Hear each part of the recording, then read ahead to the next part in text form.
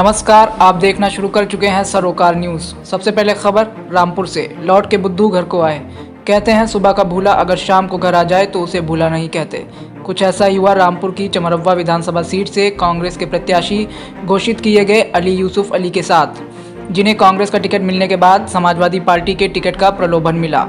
उनके मुताबिक सपा मुखिया अखिलेश यादव ने उनसे टिकट का वादा किया और जब वह कांग्रेस छोड़ स्वामी प्रसाद मौर्य के साथ समाजवादी पार्टी कार्यालय लखनऊ में अखिलेश यादव के सामने समाजवादी पार्टी में शामिल हो गए हैं तो उन्हें धोखा दे दिया गया और टिकट किसी और को दे दिया। ऐसे में अली यूसुफ अली के पैरों तले ज़मीन खिसक गई और फिर उन्हें एहसास हुआ कि वह न घर के रहे और न घाट के।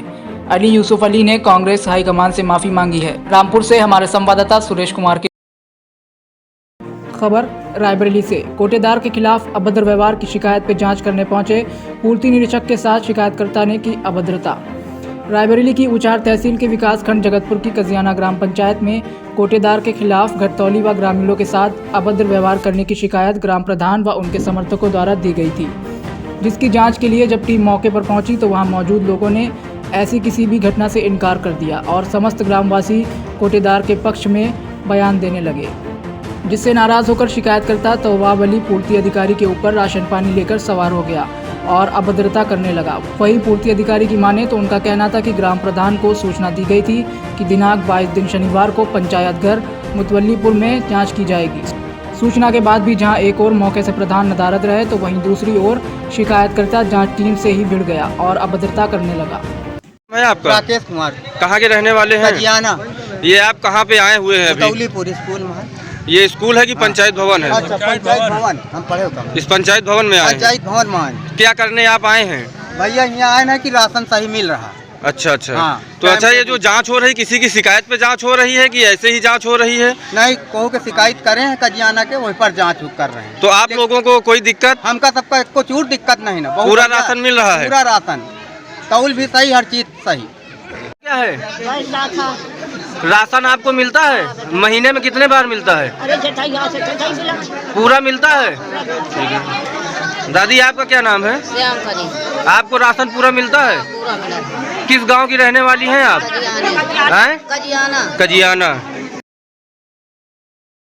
खबर लखनऊ से। यूपी चुनाव के लिए बना भागीदारी परिवर्तन मोर्चा। असदुद्दीन ओवैसी, बाबू सिंह कुशवाहा साथ आए। मोर्चा में जन अधिकार पार्टी के बाबू सिंह कुशवाहा, भारत मुक्ति मोर्चा के वामन मेश्राम मोर्चा में शामिल और बहुजन मुक्ति मोर्चा के साथी हमारे बैठे हुए हैं। बहुजन मुक्ति पार्टी के और भारतीय वंचित समाज पार्टी के आदरणीय रामचंद्र कश्यप जी हैं और जनता क्रांति पार्टी के अनिल चौहान जी हैं, कमलेश चौहान जी हैं। इन लोगों ने मिल करके हम लोगों ने अभी इस मोर्चे को बनाया है और कुछ साथी और हमसे संपर्क में हैं, तो वो जल्दी हो 1-2 दिन में उनसे बात करके जो साथी हमसे जुड़ना चाहेंगे उनको हम अपने साथ जोड़ेंगे। हमारे जो मोर्चे का लक्ष्य है, जिस विचारधारा के साथ हम लोग चल रहे हैं, हम बाबा साहब अम्बेडकर को मानने वाले लोग हैं, संविधान को मानने वाले लोग हैं। हमारी वही विचारधारा है जो संविधान की चाहत है, जो संविधान की मंशा है। हम संविधान वादी लोग हैं।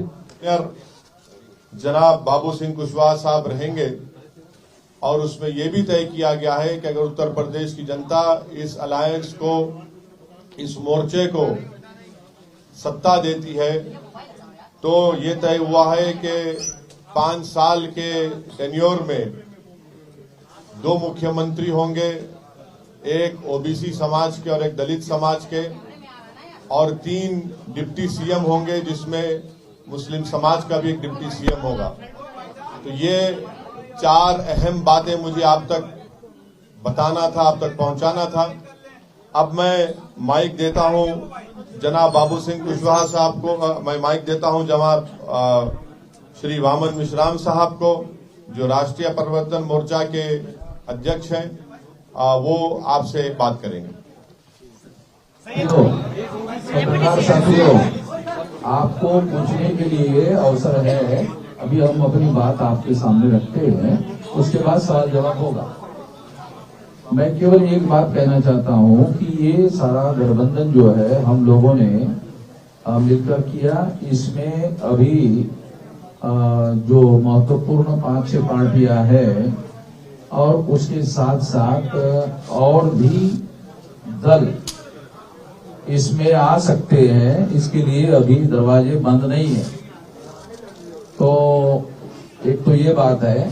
दूसरी बात मैं कहना चाहता हूं कि इस गठबंधन के ऐलान होने के बाद बीजेपी और समाजवादी के बीच में जो लड़ाई हो रही है, अब बीजेपी और समाजवादी के बीच में लड़ाई नहीं होगी, बीजेपी और हमारे भागीदारी परिवर्तन मोर्चा के बीच में लड़ाई होगी। अब समाजवादी गठबंधन तीसरे नंबर पर चला जाएगा। खबर प्रयागराज से। 2022 विधानसभा चुनाव की तारीख फाइनल होने के बाद पार्टियों के नेताओं का दल बदल करने में भगदड़ सी मच गई है।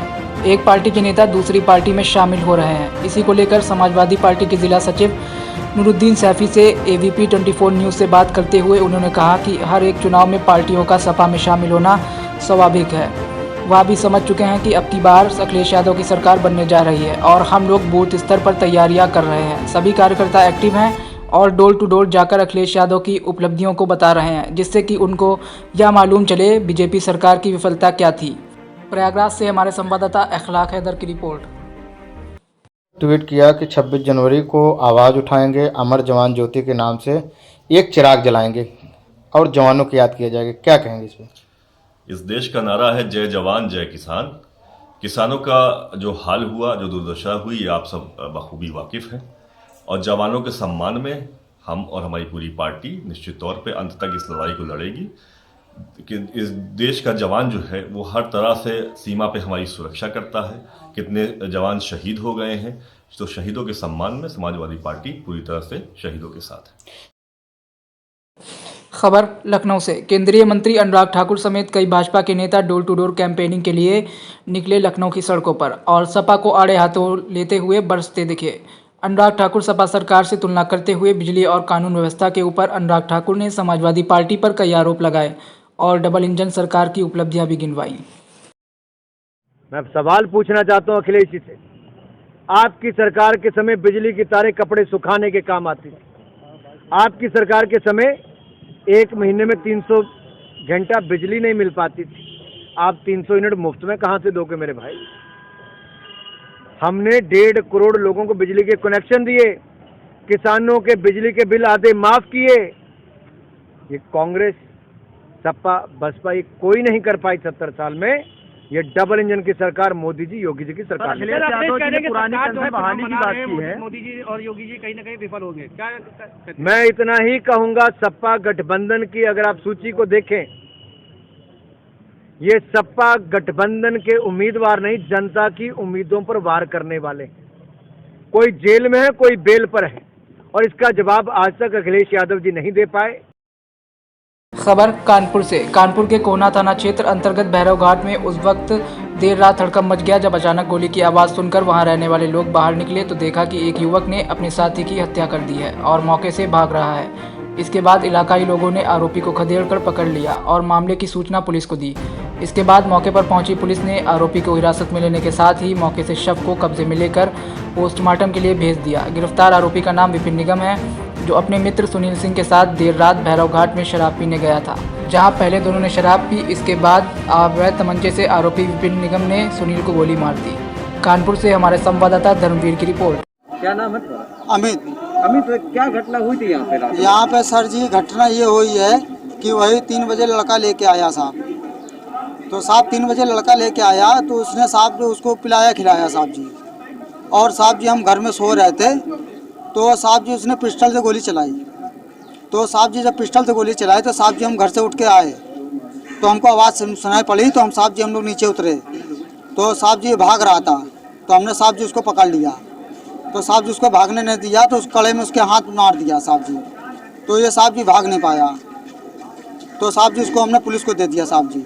कहाँ पे गोली मारी थी? किस जगह पे गोली मारी? यहीं पे साहब जी गंगा जी किनारे। क्या नाम है जगह का? भैरव घाट साहब जी।